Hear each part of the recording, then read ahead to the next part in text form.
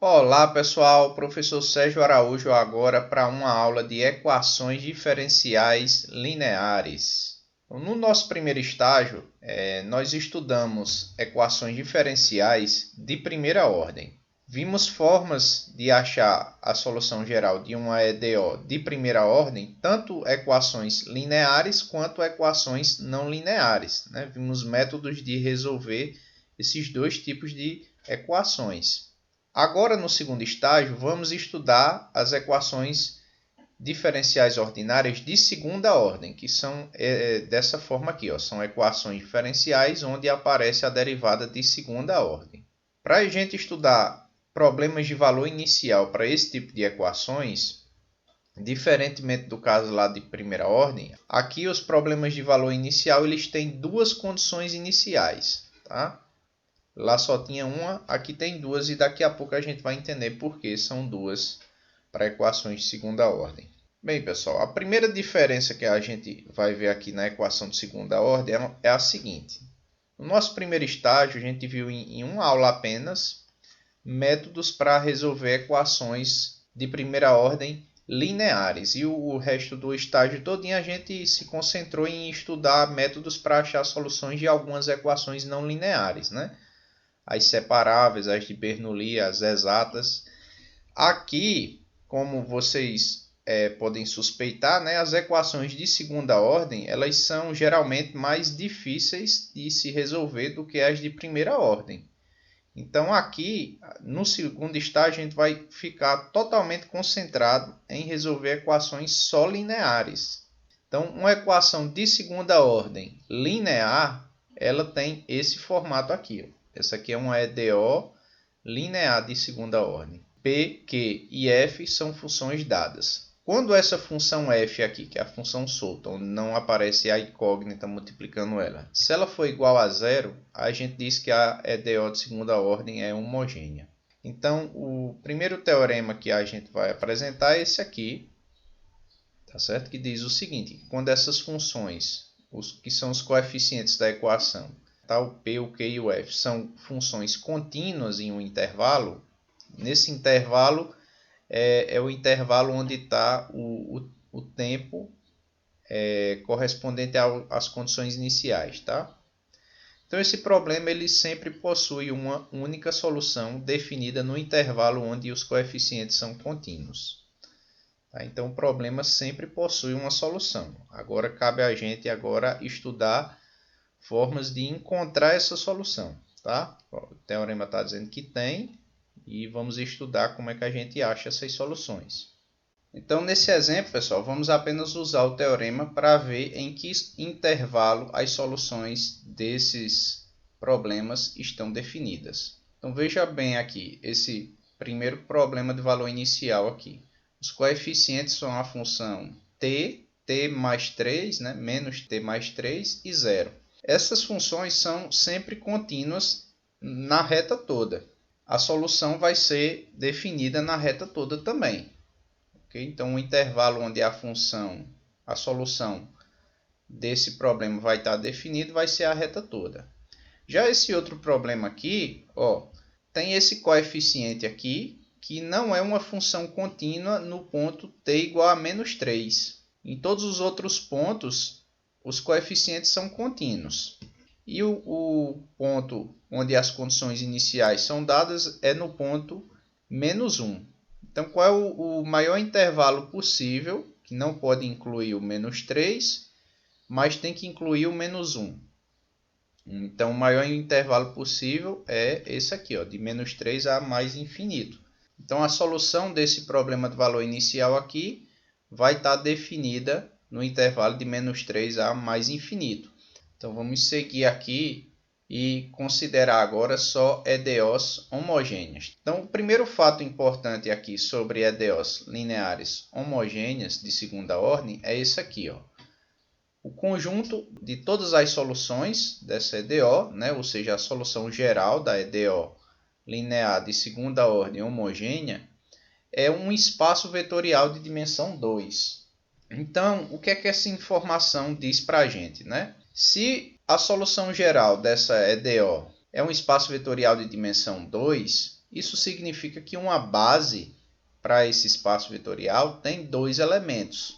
E se eu tenho uma base de um espaço vetorial, então todos os meus vetores desse espaço vetorial são combinações lineares dessa base. Então preste atenção no que diz essa observação.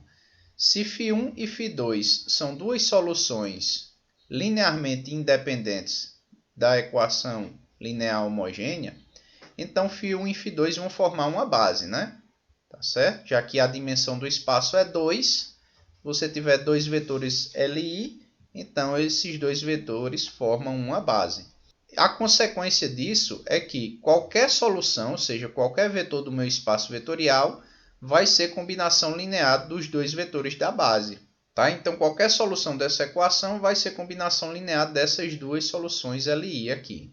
Então, a gente vai definir um conjunto fundamental de soluções para essa equação aqui como sendo isso, né? Um par de soluções LI. Porque um par de soluções LI para essa equação forma uma base e aí, portanto, todas as outras soluções vão ser combinação linear dessa base.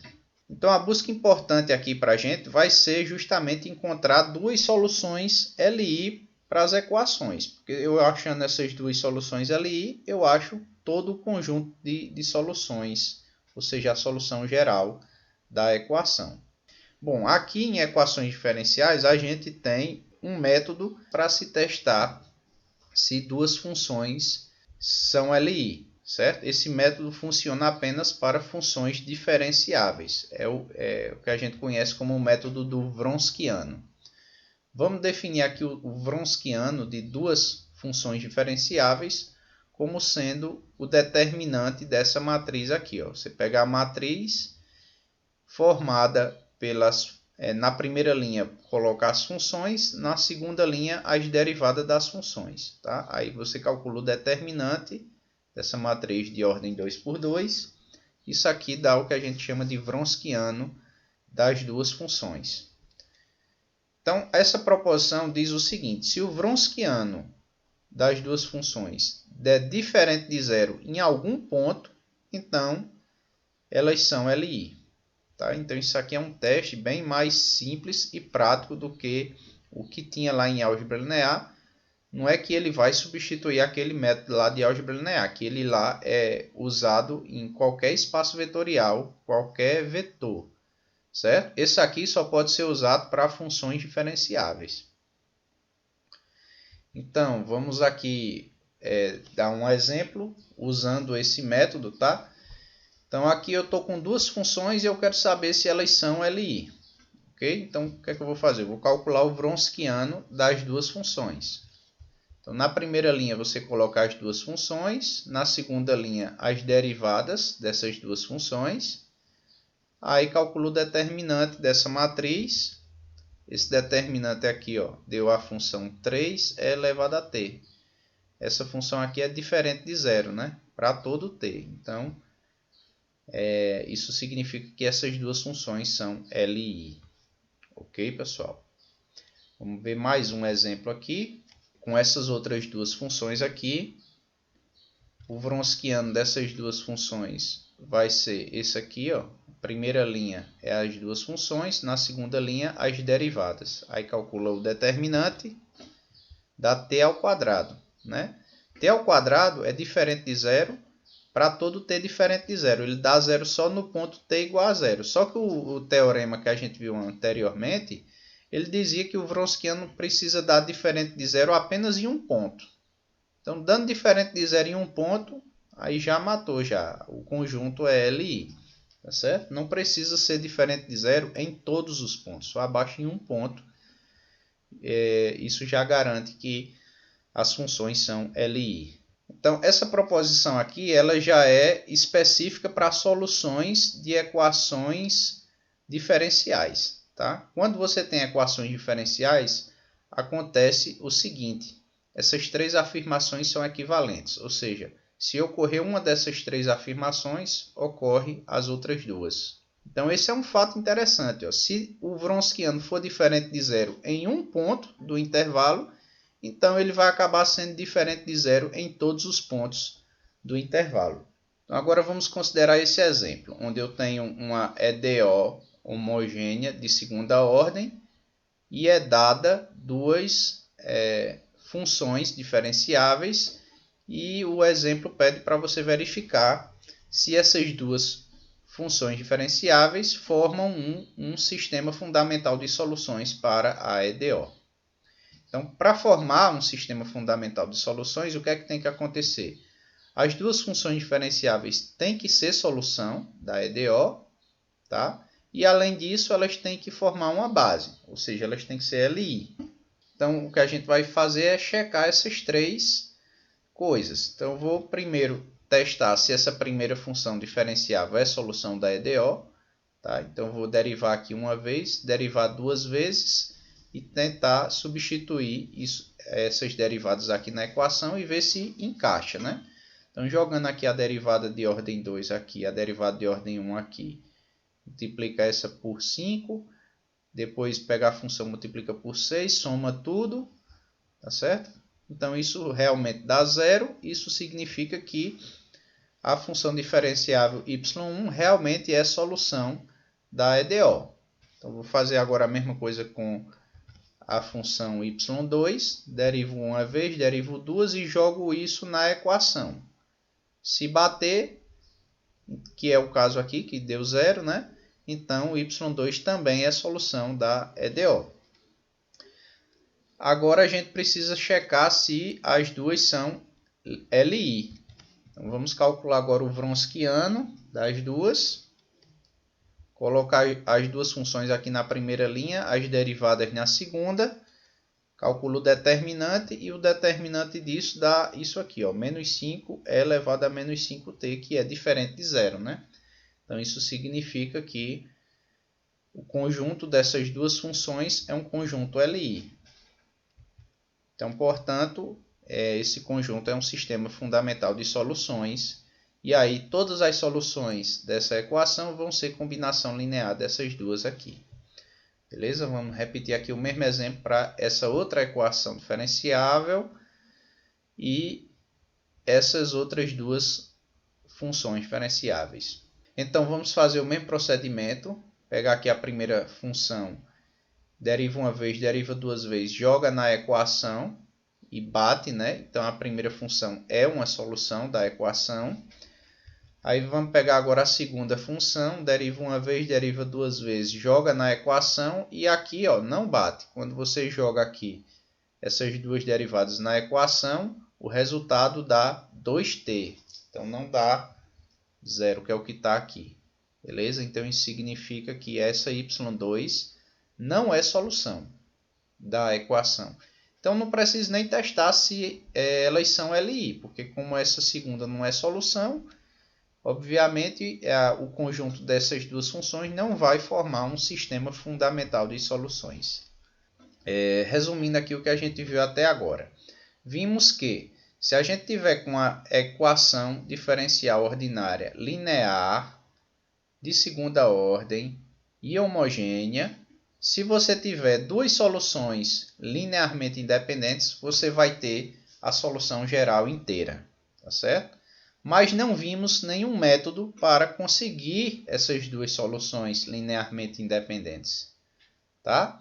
Formas de se obter essas duas soluções linearmente independentes é o que a gente vai ver durante o resto desse estágio. O primeiro método que a gente vai ver para se obter duas soluções linearmente independentes vai ser considerando equações de coeficientes constantes, tá? Então, aqui eu vou pegar um EDO de segunda ordem linear, homogênea, e os coeficientes aqui são constantes, tá? Vamos estudar esse tipo de equação agora. Então, para essa equação aqui, a gente associa uma equação do segundo grau, tá certo? Então, essa aqui é uma equação diferencial, é um EDO de segunda ordem, e a ela a gente associa uma equação que a gente chama de equação característica da EDO. Tá? É uma equação do segundo grau. Bem, essa equação do segundo grau, pessoal, como vocês já estudaram no ensino fundamental, existem três possibilidades de solução para essa equação. Uma possibilidade é que ela tenha duas raízes reais. Outra possibilidade é que ela tenha só uma raiz real. E a terceira possibilidade é que ela não tenha nenhuma raiz real. Quando ela não tem nenhuma raiz real, vocês estudam no ensino médio que aí nesse caso ela tem duas raízes complexas. Bem, dependendo da possibilidade que acontece aqui, a gente encontra duas soluções LI diferentes para essa equação. Tá certo? Essas informações são dadas aqui em 3 teoremas. Então, nesse primeiro teorema, ele considera que aquela equação característica possui duas raízes reais. Então, o que ele afirma é o seguinte, que essas duas funções aqui, e elevado a R1t e e elevado a R2t, elas são duas soluções linearmente independentes e, portanto, a solução geral é essa daqui.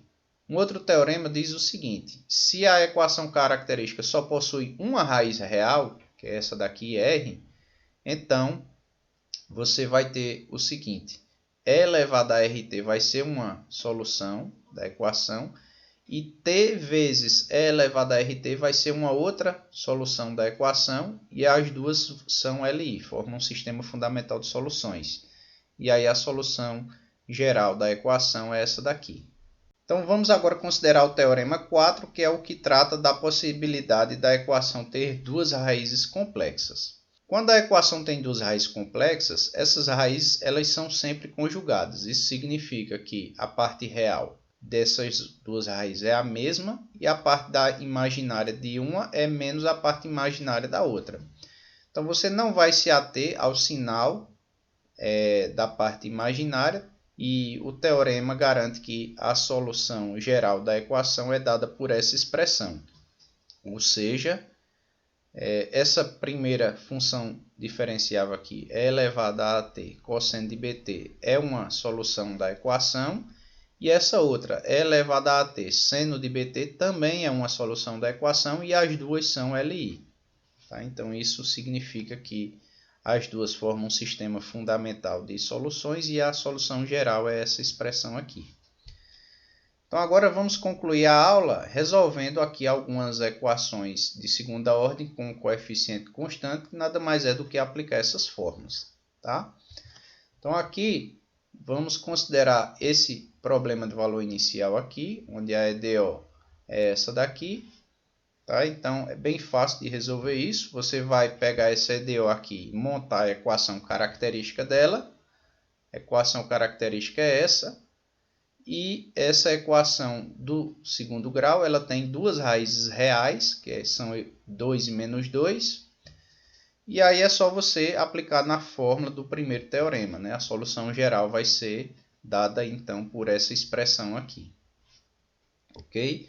Então, agora que você tem a solução geral, a gente vai usar aqui as condições iniciais para achar a solução do problema do valor inicial. Então, primeiro, vamos derivar aqui a solução geral. Você deriva aqui essa solução, obtém essa expressão aqui. Tá? A gente precisa dessa expressão para usar a segunda condição inicial. Então, aplicando aqui a primeira condição inicial aqui na solução geral, né? Y de 0 é menos 1, então você vai substituir aqui o y por menos 1 e botar t igual a 0. Então, chega nessa equaçãozinha aqui. C1 mais C2 tem que ser igual a menos 1. Agora eu vou usar a segunda condição inicial. Y' de 0 igual a 3. Então, eu vou vir aqui na derivada, tá? Trocar o y' por 3 e o t por 0. Então, chega nessa outra equação aqui, menos 2C1 mais 2C2 igual a 3. Então, essa primeira equação e essa formam um sistema de duas equações e duas incógnitas. Então, é só resolver esse sistema. A gente chega nesses dois valores para C1 e C2. E, portanto, a solução do PVI é essa daqui, pessoal. Então, vamos fazer aqui mais alguns exemplos e resolver essa outra equação aqui. Então, primeiro de tudo, você monta a equação característica da EDO, que é essa daqui, tá? É simplesmente trocar o y por R e onde tiver derivada você bota potência. Derivada de ordem 2, potência de ordem 2. Derivada de ordem 1, potência de ordem 1. Então essa equação aqui, ela só tem uma raiz real, que é o número menos 1. Então agora é só você aplicar a fórmula daquele segundo teorema, que a solução geral vai ser dada por essa expressão. Tá? E como último exemplo, vamos considerar agora essa outra equação aqui. Mesmo procedimento, você considera a equação característica dela. Para essa equação aqui, o discriminante dá menos 16, então é um número negativo, né? Isso significa que a equação do segundo grau não tem raízes reais, ou seja, ela tem duas raízes complexas. A gente acha essas duas raízes complexas, são esses dois números complexos aqui. Tá? Então, a parte real é 1 e a parte imaginária dos números complexos é 2. Então, agora que a gente tem as duas soluções complexas, é só jogar esses valores na fórmula do terceiro teorema e a gente obtém essa expressão aqui para a solução geral da equação. Tá? Então, essa é a forma de você resolver uma equação diferencial ordinária de segunda ordem, homogênea e com coeficientes constantes. Nas aulas que a gente vai ter a seguir, né, presenciais, a gente vai ver como achar soluções LI, né, para outros tipos de equações lineares de segunda ordem, pessoal. Então é isso, terminamos a nossa aula aqui. Se você gostou da aula, desse vídeo, por favor, dá o like e se inscreve no canal. Até a próxima!